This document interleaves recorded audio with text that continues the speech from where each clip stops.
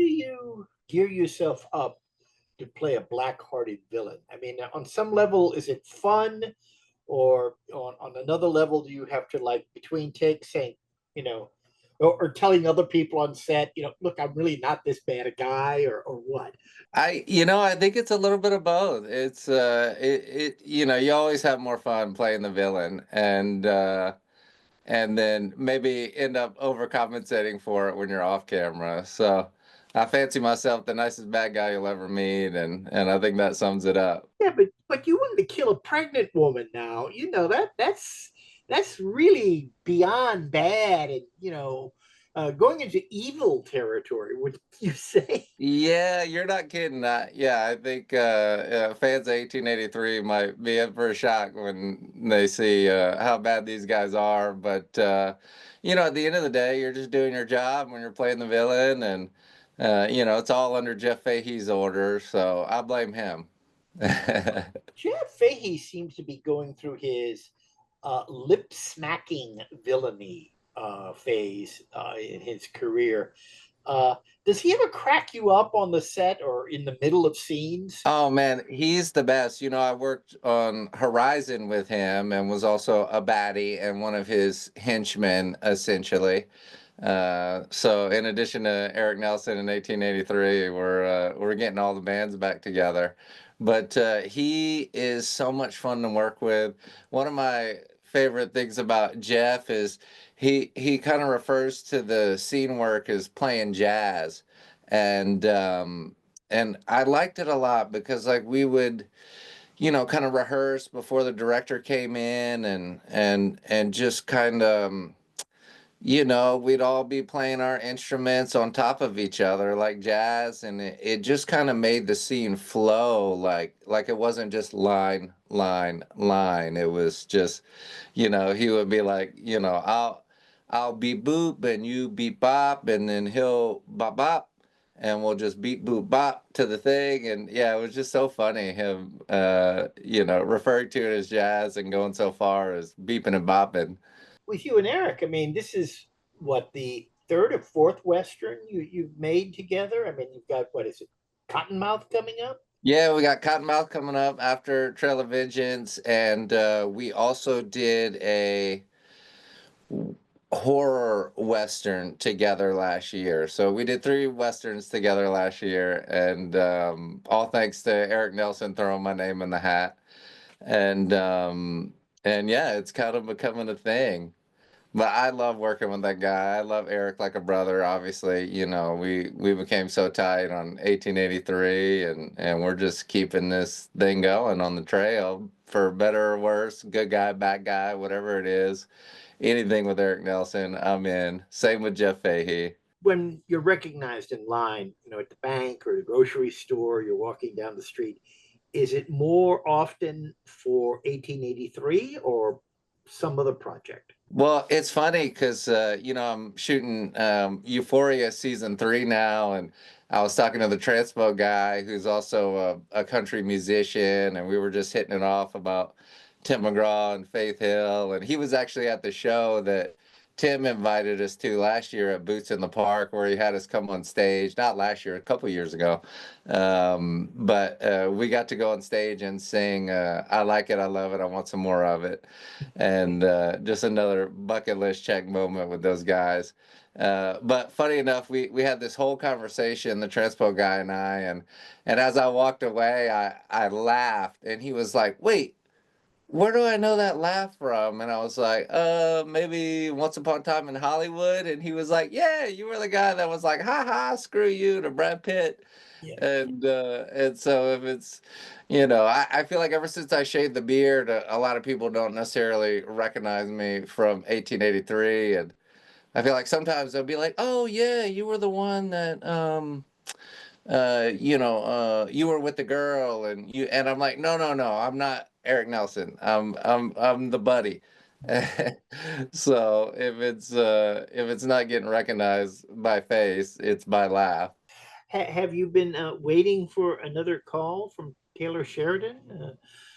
Oh, all day, every day, always just hoping, wishing, and praying that he calls. I think my 1883 rap there was rumor of a Four Sixes spinoff, and I'm not sure that's happening or not, but I feel like for me, it's always been the dream to end up on the Four Sixes because we just had the time of our lives shooting out there, and that place just holds a special place in my heart, and I feel like it's just the best Cowboys in the world out there. So I think to end up on something like that be a dream come true. Anything with Taylor Sheridan be a dream come true.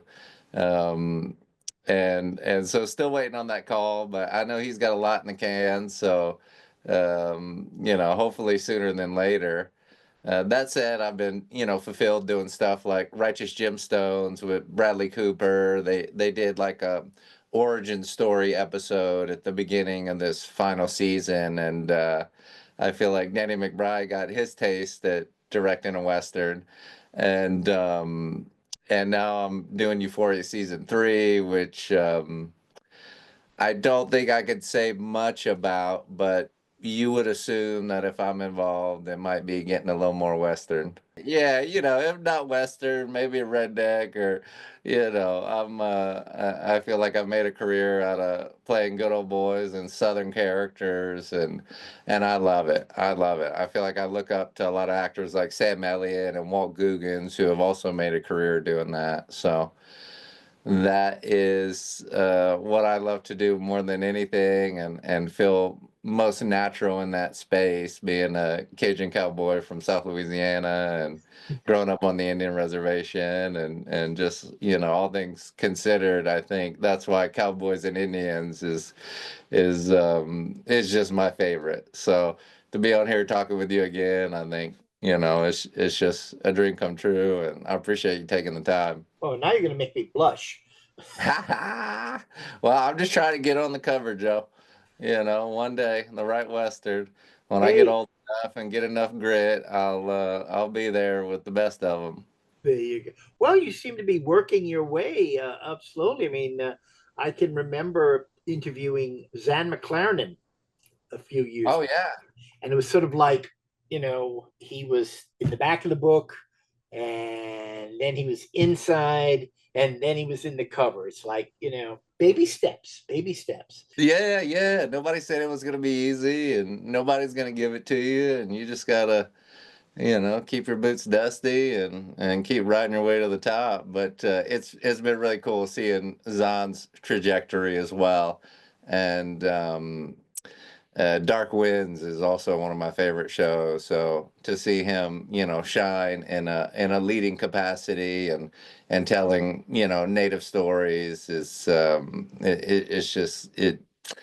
I just love to see it. It means a lot to me, really. And you mentioned Walton Goggins. I mean, he's another one, inside the book.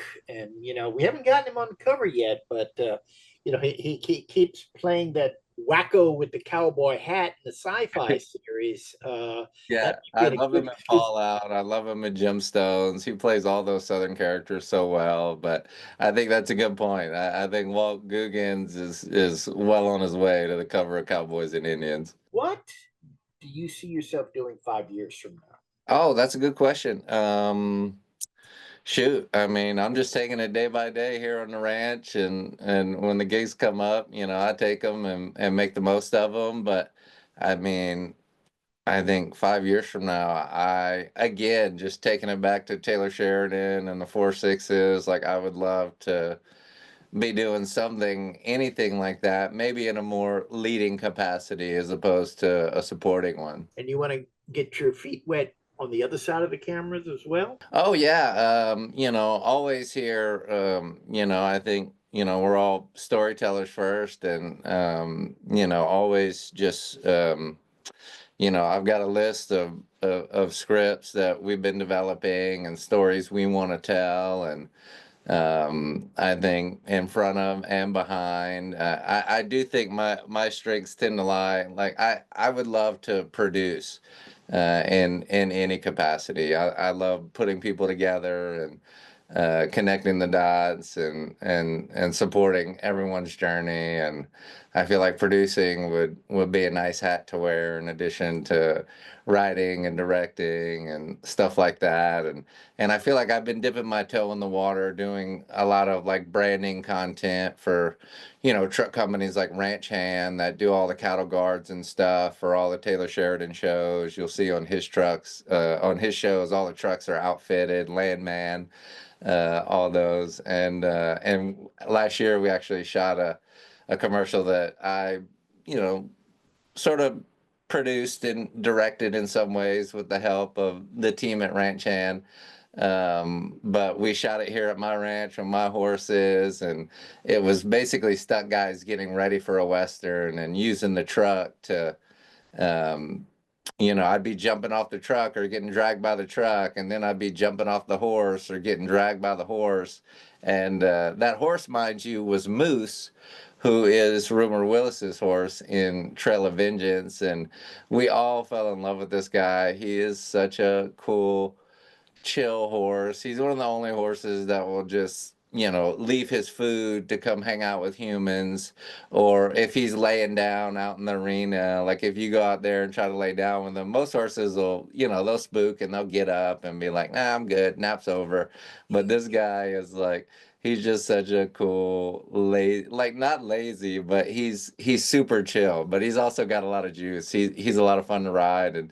And so Rumor ended up buying Moose after the movie, and now she boards it at my ranch out here. So I spend every day with that horse from the movie, and don't tell my other horses, but he is my favorite.